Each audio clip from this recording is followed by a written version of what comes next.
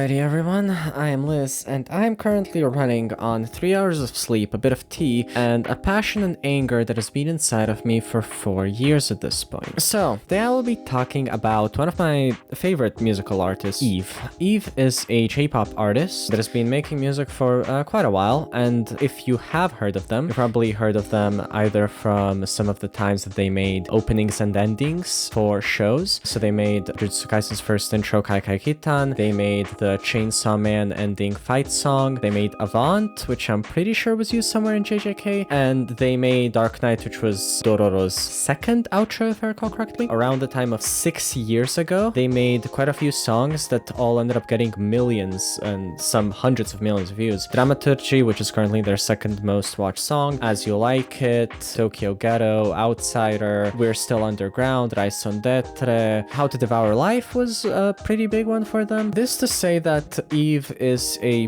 big artist with a community that looks forward to their releases and watches most songs that they release. Especially at the time of 6 years ago, this was the case because as of right now, most of the songs released at this time have sort of become classics in the community, I would say. And around this time, released a song that I really want to talk about. But it wasn't just around the era of 5 to 4 years ago. It was at a very specific time in Eve's career, a time when Eve was getting quite a lot of attention. So 5 years ago, Eve uploaded a song, How to Devour Life, which was for quite a few people their first Eve song. It got quite a lot of traction in spaces that Eve wasn't already known in. I have no stats to prove this, I just know quite a few people, including myself, that had How to Devour Life be their first Eve song. And it also started, kind of, not really, the Toby verse, which is kind of the most popular continuity of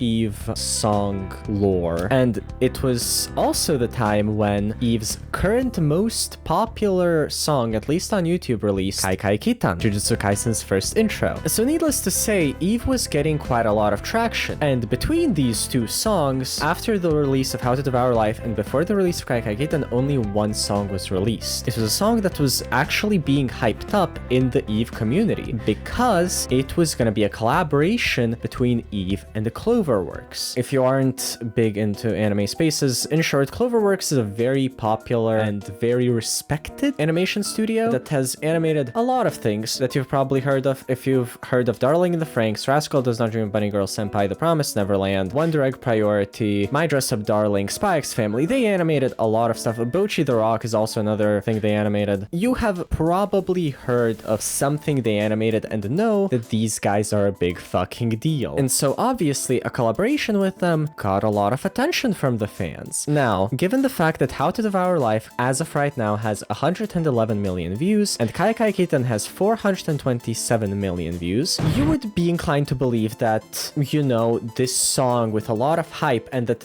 doesn't like sound bad. It's not like the song released and it's like and it's just fart sound effects for 5 minutes. No, the song released and it was, like, at least in my opinion, as good as the releases that Eve had at that point. So you'd think that it would have, like, somewhere in the tens of millions of views at least, if not hundreds, right? As of right now, which is 4 years since the song's release, the song has 10 million views. Now, this itself doesn't have to mean really anything, because of course, song taste is subjective. Songs around it can be argued had more hype than other Eve songs in retrospect, but I am going to say that this definitely does show an inclination of the community away from this song.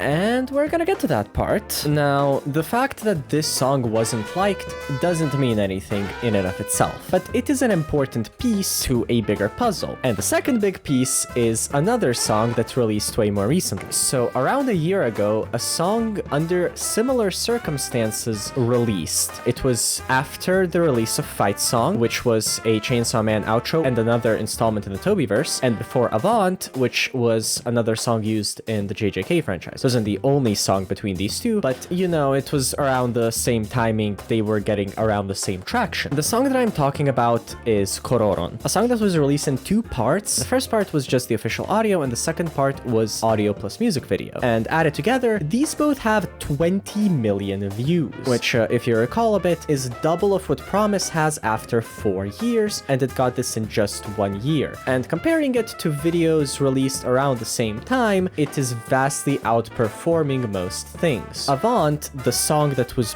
used in a popular anime, only has 19 million views, but since the release of Kororon, only one song has managed to beat it out in views if we exclude the official audio video, and only one other has tied it, and that is Insomnia, the third installment in the Tobyverse. It has managed to beat out the collaboration with Pokemon. It has managed to beat out 2 more songs that released in the Tobyverse, though those are more recent releases, and of course, if we include the official audio video, it has managed to beat out Avant, as well as just every random release that Eve has had since then. And keep in mind, this song didn't really have any crazy collaborations with it, according to my knowledge. So, safe to say, Kororon is a big success. Now, as I said, the relative success doesn't necessarily mean anything in a vacuum.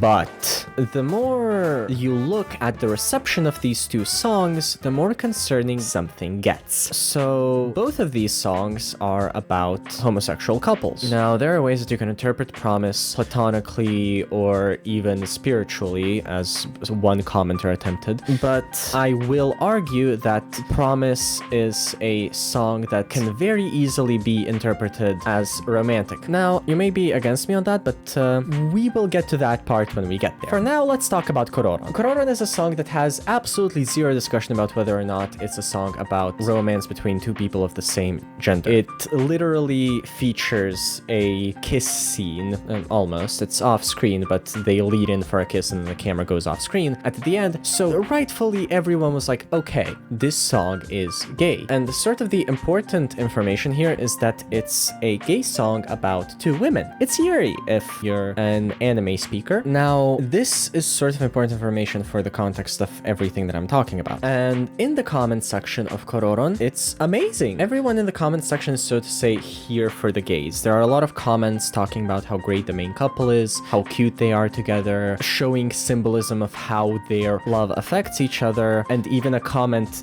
literally saying Eve is always here for the sapphics. So, okay, great. We have a song showing an inclination towards loving gay interpretations of songs, but we will see that it doesn't apply when we're talking about 2 men. So I will pull up a bunch of comments on screen. I'm not just going to be finding examples to support my own theories, though. I will put on screen the first 5 comments that I find that have anything to do with the relationship between the main characters. And if I feel like it, I'll put any replies to those comments that relate to it more in a way that either supports or counteracts my point. And I will do the same for Promise, don't worry. And now about Promise. Promise is a song that, in my opinion, is very hardly platonic. Now, into this, I'm gonna have to pull in another creator, a creator that hasn't made videos for longer than me, surprisingly. It's a tough challenge. Eve Explained. Because I feel like, as much as there are comments on Promise's video talking about how, oh, this is just love between 2 friends, I think that this video, which was mostly well received by the comment section at least, does show what I am referring to. Eve Explained, throughout their whole video, doesn't use any generic relationship terms or anything like that, but constantly uses the word friend when referring to the relationship between the 2 main characters. And I just have to say, that is hilarious to me. So I am entering the point where I'm being more like passionate because, oh my god, referring to these 2 characters as friends is something. If your friendships are like this, good for you. But while watching the Eve Explained video with my friend, we had the Promise music video opened on another tab. And every time that Eve Explained said the word friend, we would change tabs, go to a random time frame in the Promise video and say, do you do this platonically? Let me pull up a few clips.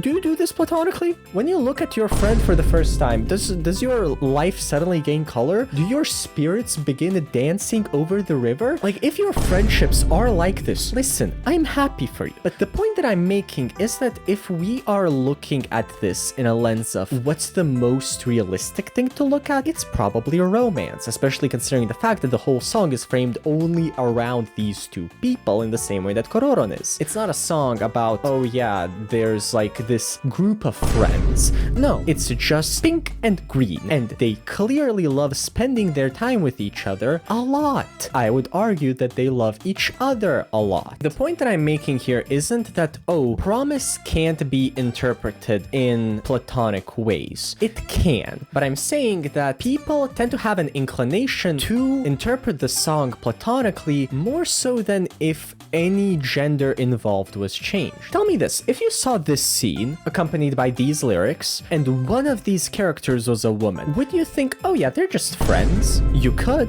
you very much could, but I don't think that the wide majority of the people would.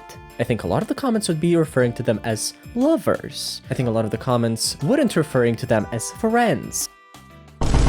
I really hope that I will be able to find that comment. I remember reading it like 2 years ago. There was a comment interpreting the song as these two being like some sort of spiritual twins. They're like two halves of the same person. And just how do you invent that instead of thinking of gay people? And okay, I've pulled up my comments. I've given my short rundown of the music video. Honestly, if you want me to go more in depth on this music video, I probably will do it just because I want to. But if you're really eager to hear my completely gay interpretation of Promise, just say it. I'll probably make a video about it at some point. So, okay, we've got one case study, but you know, arguments can be made. Maybe the video really was just more seen as platonic. Maybe it was the time, you know? 3 years passed, the community has changed. 4 years ago, gay people didn't really exist, so of course people would interpret Promise as platonic but Kororon as romantic. Sure, we can maybe say that. Maybe it's just the fact that like the lyrics themselves don't really talk about the word love, but they talk about, you know, wanting to spend time with someone and wanting to be with them forever, which are, you know, just signs of love. Maybe the song just wasn't direct enough. I don't usually do title cards in my videos, but I think this deserves it.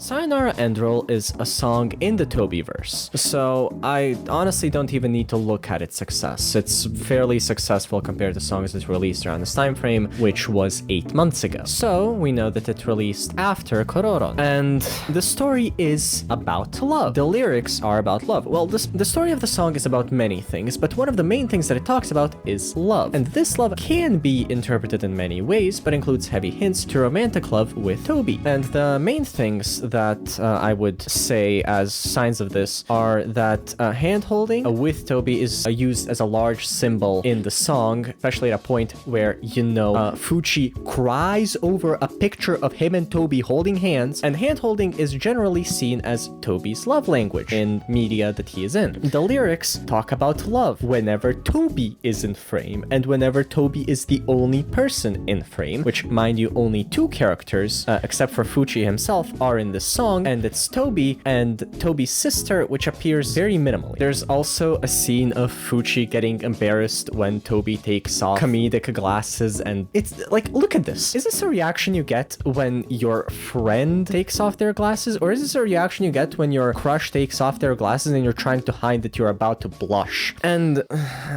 if you want an extra point, a line that plays when Toby is the only person in the frame goes as such: "You're the only one who sees me as an equal. This is the one place where my heart belongs." Okay, with all sides being looked at, this line is said at the point where Fuchi is literally in Toby's home, and in this room is also Fuchi's sister. It can be interpreted as, oh, I have found myself a new home, and considering the fact that the lyric uses the word place, I'm willing to interpret it as that. But I feel like the fact that this line happens right when the camera zooms in on Toby, well, sort of pans to him, and putting the sister outside of the frame, and the exclusivity that is being used here, and the fact that the lyric starts with you're the only one who sees me as an equal, more so referring to a person rather than a place, I feel like this is more easily interpreted as romantic. And again, if you don't think so, put it to the test. If I showed you this and told you that the POV was from a girl, how do you think people would look at the song? Do you think they would look at it like this? These are, again, first 5 comments that I found relating to the relationship between the 2 main characters of the song. I was writing notes for this for like hours, and at this point, I wrote, "I'm tired, boss," because I am. What do you think is described in these comments? You think it's about how cute the main couple is? No, of course it fucking isn't. That would be if we lived in a sensible timeline. There are some people down in the comments exploring the idea of these 2 main characters being, you know, like in love, but they are vastly outnumbered and oftentimes ratioed by people claiming that nothing about this love is signaling that it is romantic, calling bullshit, but hey. And this is just one sort of small case study about this. This happens a lot in media. Don't let this make you think that this only happens in the Eve community. It happens largely in anime communities especially. A lot of people are more inclined to like interpretations of 2 female characters being in a relationship than 2 male characters being in a relationship. And also a lot of the times, shows can do more to elude or even directly show that female characters are in love compared to male ones. And of course, there are still pieces of media where this really doesn't apply. Like, hey, I am a Bungo Stray Dogs fan. I feel like not mentioning that in this video would make me like not a credible giver of information. But I am as well in a lot of other anime fandoms, ones where I very often see people more inclined to talk about the Yuri shippings than they are about the yaoi shippings. And of course, I'm not saying everyone needs to be gay both ways all the time, but it's a subconscious thing that people do. I fucking did it. I did it probably more times than I can recall, because I can recall times when I've done it, but I also probably don't know all the times that I've done it. I will try to compile any pieces of media that I remember where this has happened. It would either be a case of the media was able to show way more of a certain like sapphic relationship while not being able to show as much of a MLM gay relationship, or it would be an example of a piece of media where the community largely ignores the MLM relationships in favor of talking more about the like sapphic relationships. What I am gonna put on screen right now isn't a comprehensive list, probably isn't even an extensive list. It is just a case study of, you know, just think about it. The point of this video is to just sort of put forward this thing that a lot of people do, a thing that I did, and a thing that clearly an entire community of people interpreting 3 different songs did all at the same time. And I guess what I just want to say is be mindful of how you look at media, be mindful of how you interpret media, and pay attention to representation that you see in media. How often do you actually see gay men in media represented to the same extent that lesbians are? There is a whole argument to be made about why this is. It's the patriarchy. It's the patriarchy. The patriarchy likes lesbians way more than they like gay men, and that is trickled down into general audiences' interpretations of media, and so it's very easy to get caught in it, is what I'm trying to get to. This video isn't scripted, as you have probably noticed. It's not one of my greatest works, but this is a rant that I've wanted to have for years, and a topic that I feel I'm not seeing talked about enough. A topic that I feel affects many communities that I'm in, but none of them really talk about it. Because at the end of the day, there is no way to convince people in a community that they are looking at the media wrong, because the process of that is either forcing certain ships or denying other ones, or it would be ignoring the fact that the piece of media legitimately wasn't able to showcase certain relationships as much due to the backlash that they would get from general audiences for showing certain relationships more than others. Which is sad. It's sad that that is sometimes reality with certain media, and yeah, there's no real like happy bow to put on on all of this. Be mindful, think about the media you consume. Listen to Promise, listen to every Eve song, they're all great. Don't let this put you away from the Eve community or anything like that. There's a lot of people interpreting things in a lot of ways. There's people doing translating work. Talk to people about artists you like. Look at new artists. Interpret media. Don't ignore the gays. And live life. Because it's great. Because sometimes there's good music. And gay people.